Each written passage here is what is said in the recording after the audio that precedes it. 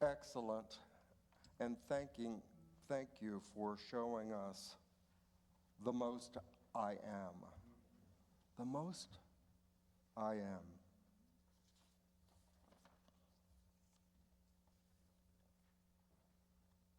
This morning I begin a 4-part lesson that will carry us through May 25th.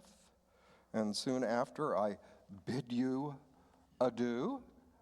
And so I wanted to share something I found very meaningful, and I have been reading a book by David Brooks. You may know him from public television, other forms, as a journalist, an extraordinary individual. And he wrote a book that really, the title caught my eye, How to Know a Person. How to see deeply and how to be deeply seen. Well, it resonated with me because as a minister, and also, believe it or not, I'm also a trained prayer chaplain of many years.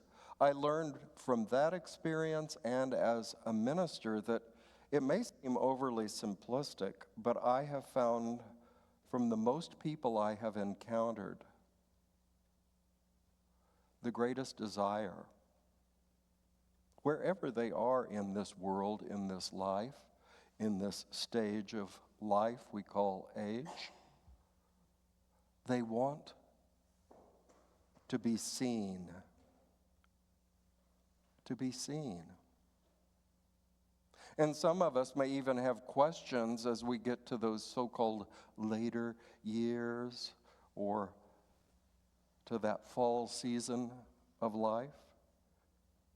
We begin to ask ourselves, will anyone remember me? Remember my life? Will it count for anything? We want to know that our life made a difference. And I found it poignant years ago when I was visiting our dear Loretta Taggart in the facility where she lived. Happened to be days within her passing. And she said, Reverend Stacey, we don't need to do a service for me at Unity South. I haven't been to the services in a while and nobody will remember me.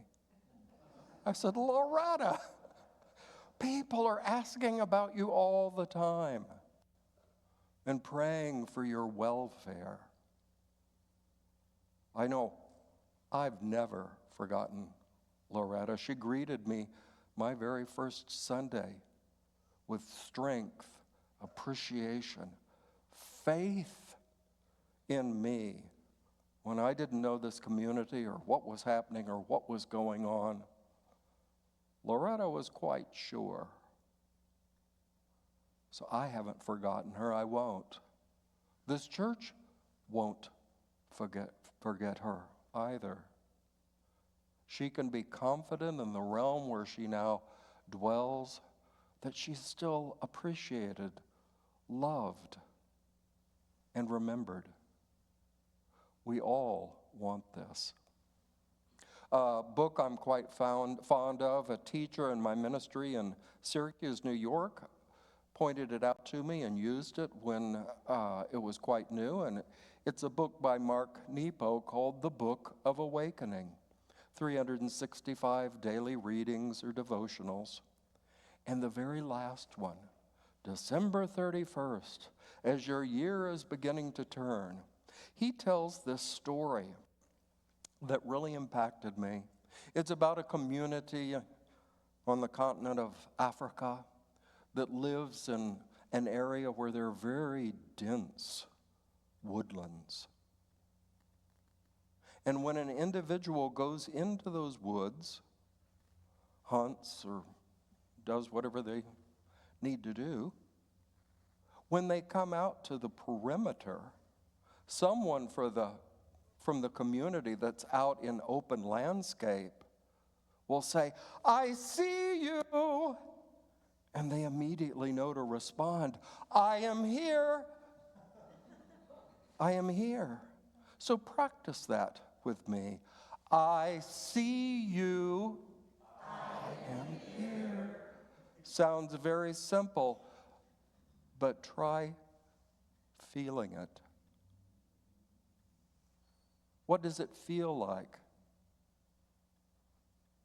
to really give yourself up? Your anxieties, your concerns, your shopping lists, your tax returns, whatever. Drop it all so that you can say to someone, I see you. And the other side of the coin, what is it like to know you've been seen? The prayer chaplains know that.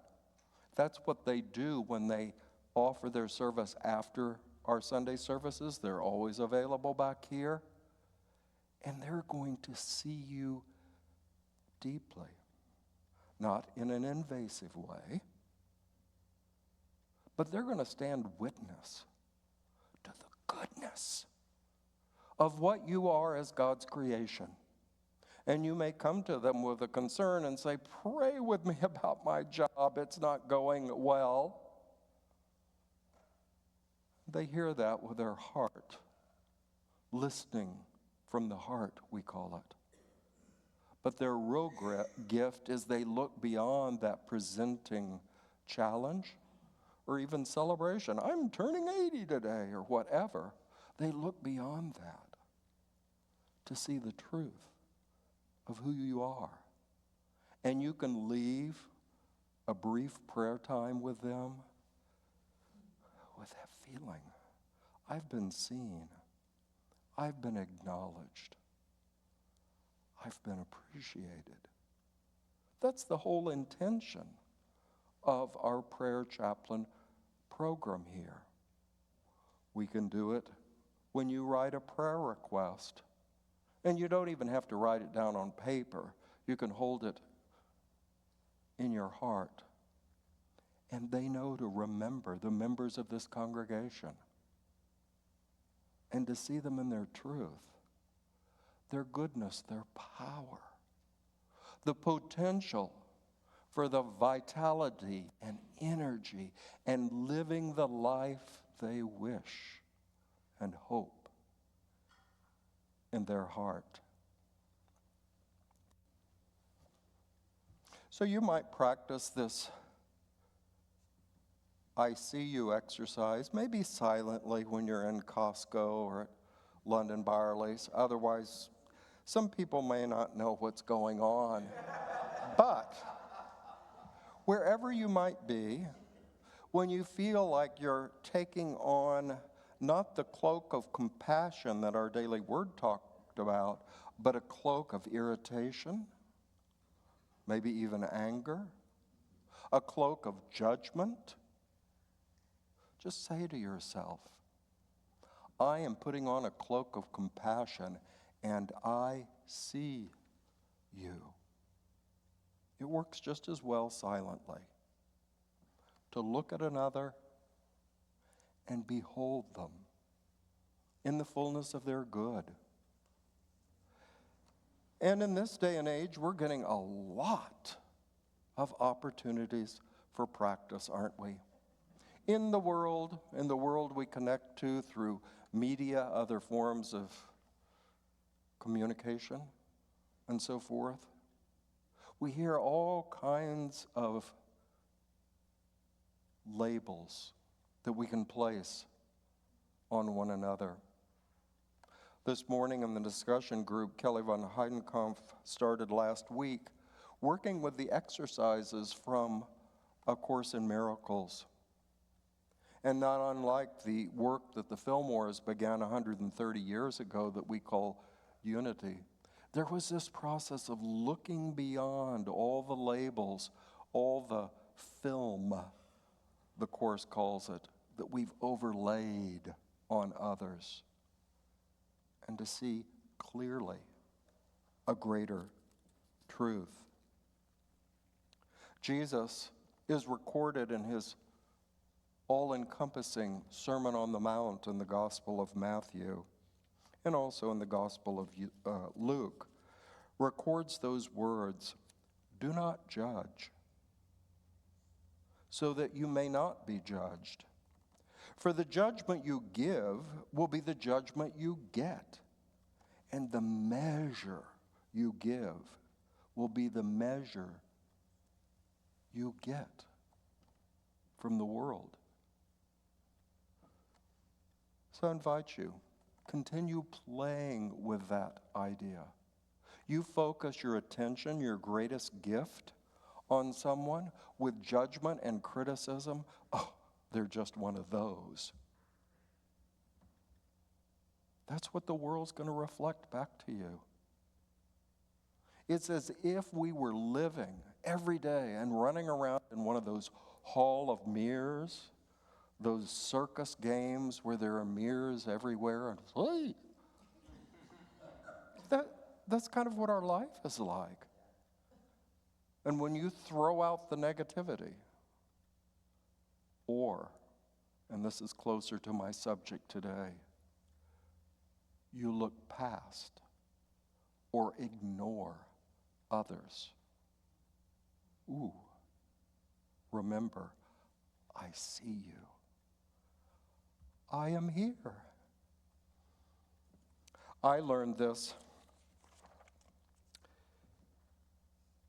in a special way from one of my great teachers. You know this, my mother.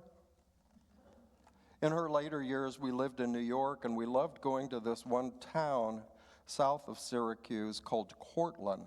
Now, Cortland was the place where at one time, 99% of all hardware cloth, they called it then, we call it window screening. 99% of all window screening in the United States was manufactured in Cortland, New York. That's just a bit of trivia. I like trivia. But we'd go down there to have lunch on Sunday afternoons, and then I'd take her in her wheelchair, and we would go down the main street where there were all these beautiful buildings. Cortland is rich in wonderful architecture. And as we'd go by, we would pass some narrow alleys and all some doorways, and it was Sunday afternoon. Some of the buildings were boarded up. Some weren't functioning. And we'd walk by, and we would encounter men and women sitting on the ground in a doorway, in an alley, probably not in their best condition, I would say. And everyone we passed, Mother would look and say, "Hello." It surprised them. But quite a few would immediately leap to their feet and say, "Hello, lady." They knew she saw them. She didn't just roll past. She looked and greeted them. And for these individuals who were used to being overlooked, ignored, it was a healing blessing. Well, I learned that in years and working in Kansas City, we would often have people on the streets where I worked, called the Plaza District, and they would be asking for money.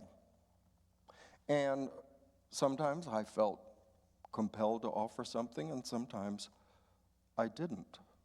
I knew that was my choice. But I noticed how I did not feel good when someone asked, and I just didn't even look at them, just walked the other way, not even acknowledging their request, as if they didn't even exist. We don't always have to give. We have to follow our guidance if we're sharing money, for example, or not. But it's quite a different thing when they speak to you to just turn your head or cross the street. Jesus told a story about that. You may remember the Good Samaritan. When the others in his story, who were actually Jesus' people, Jews, Jesus said they crossed the street. They looked the other way, but it was a Samaritan. And in Jesus' time, a Samaritan from this other place was like somebody from Faribault or something.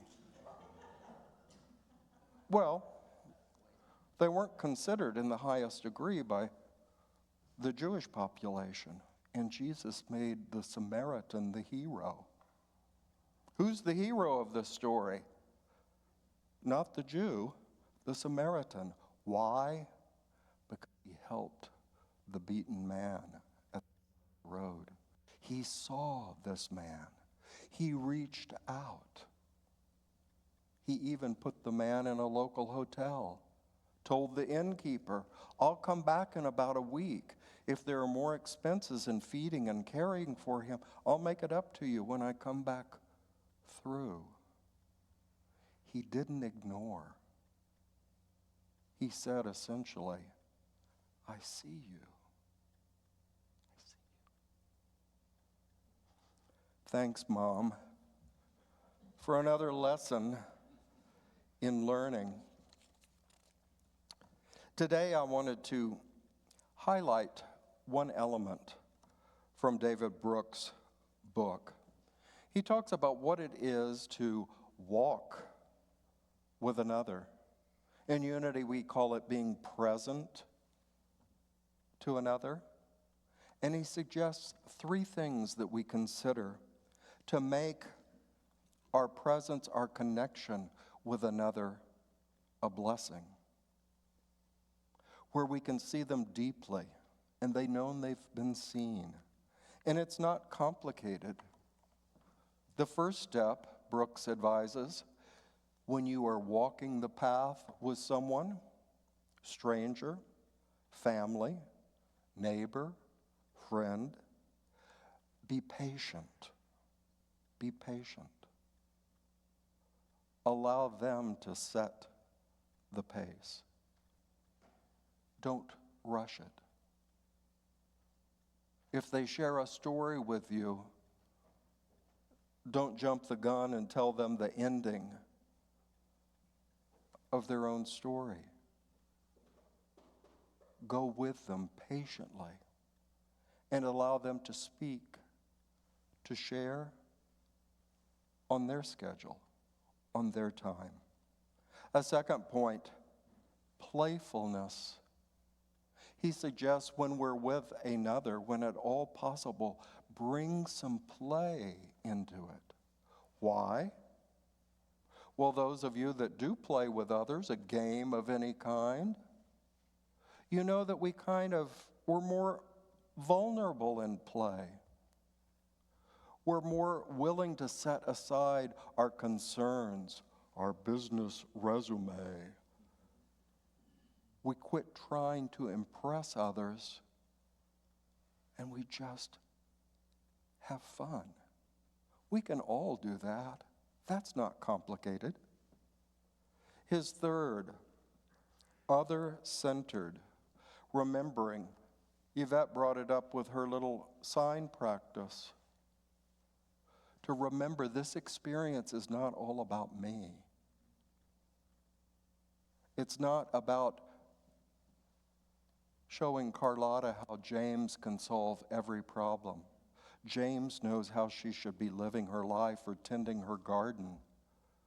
That's not being present with another. That's forcing myself upon another. So let the other take the lead. Let them guide the conversation or even just the quiet time together. And third, again, this key word, presence. Be compassionate with this other person. And you know the essential definition of compassion: to experience with someone, to experience life with them at their pace, their story, their experience.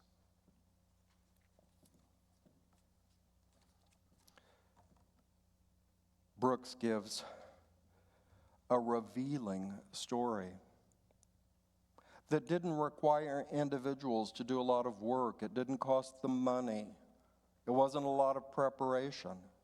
He tells the story of a college professor who, toward the end of the spring semester, lost her husband to a sudden stroke.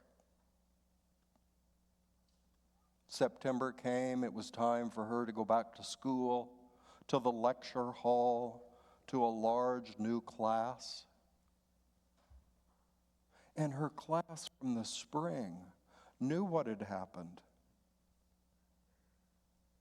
knew that it might be a hard time for her. So she walked into that new fall class in the lecture hall, and it was packed. All of her students from the past year had shown up just to be present on this first day that they thought might be very difficult for her. He told a similar story of another individual he actually knew, and she had that wonderful experience of being a bridesmaid for her friend's wedding. Well, before the wedding came, she lost her father. So it's the day of the wedding. They get to the reception. It's time, after the father of the bride shared a few words, time for him to join the bride in a dance. Well, this friend, the bridesmaid, silently left the banquet hall to go to the ladies' room and have a good cry. Her father would never see her be married. And so she had her cry and got herself together and was going to return to the banquet room. And she stepped out of the women's room, and all the people from her banquet table were all gathered outside.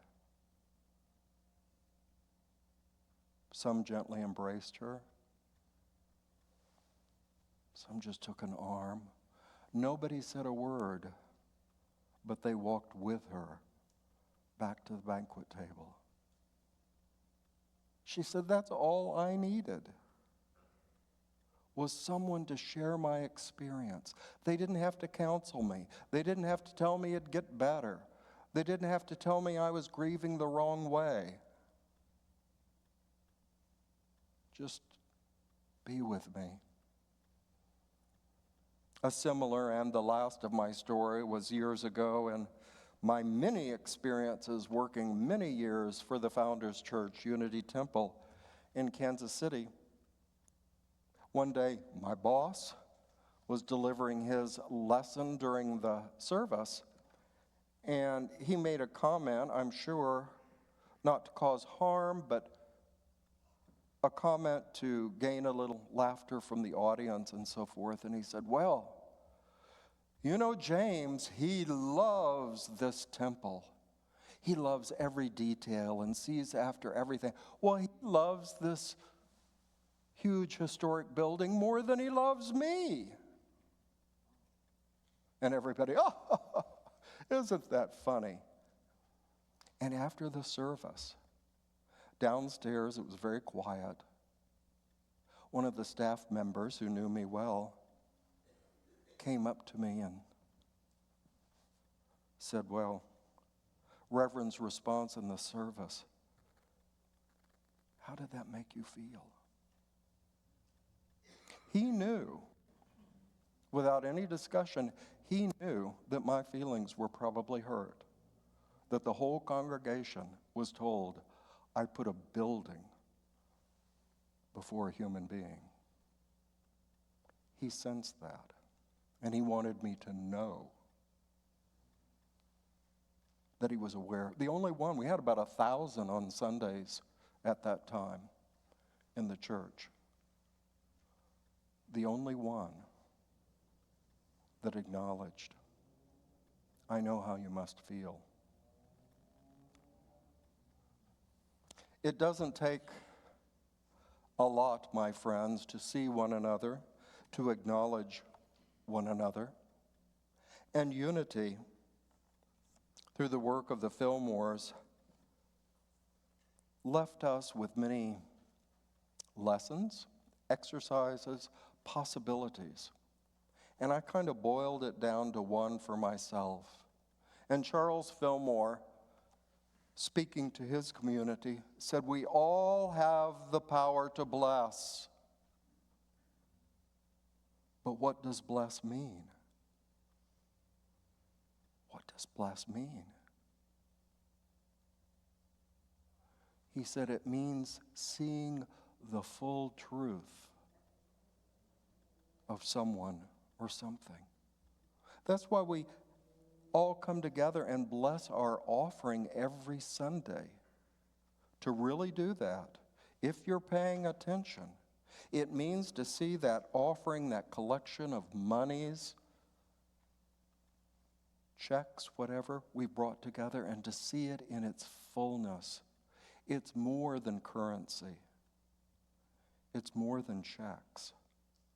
It's the love of this congregation coming together to support our world, our work, and our world.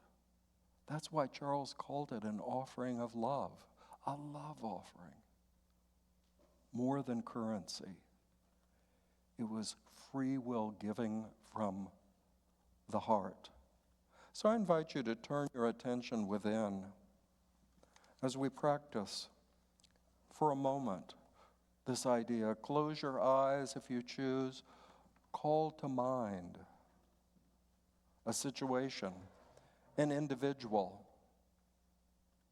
that may have challenged you, may have irritated you.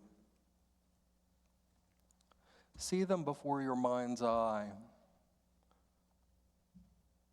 and ask yourself this question: what is a person? You know our unity teaching. This person is a body, a physical presence. But it's more than their individual body. They are born into a family, a community, a neighborhood, a world. They are of a particular cultural experience. Is that all you see? Is that all you see? Their outer appearance, their cultural way of behaving,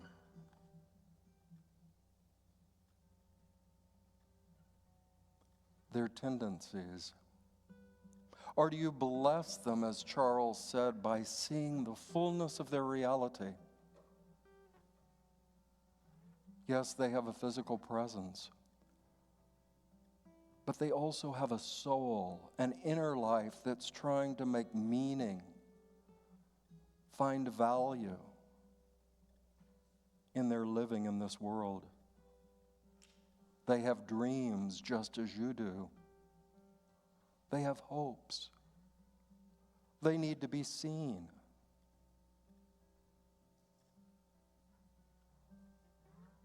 And we also know in unity they have a spirit, an everlasting spirit God created. Their truth, their perfection, their absolute good. So I invite you to hold this question as you go throughout the week. What is a person? As you look at another, see beyond their appearance, beyond their behavior, beyond their culture. See them in their fullness and truth. This is an expression of God right before you. Behold it. Give thanks for it, even when you don't understand what it's doing. I acknowledge this life before me. I see it. And so gradually allow your attention to return to the sanctuary. And just remember throughout this week, you may already be a master of it. I don't know. But practice your ability to truly see the depth and richness of an individual beyond any behaviors, beyond anything. And give thanks for that. And that's the only way you will ever know them deeply, is by seeing them. And so it is. And as our musicians prepare to offer another wonderful selection, I invite you to consider what I just mentioned, that love offering, and consider, what do I choose? What do I choose to give to bless this community and our work in the world? And join with me in our full affirmation. God gives abundantly, I receive thankfully, and give again generously. And let us continue. I don't know if we have it on the slide. The next one. Go to. Go past. You know this. One more. Thank you. This is the bounty of God, and we send it forth with wisdom and love and joy.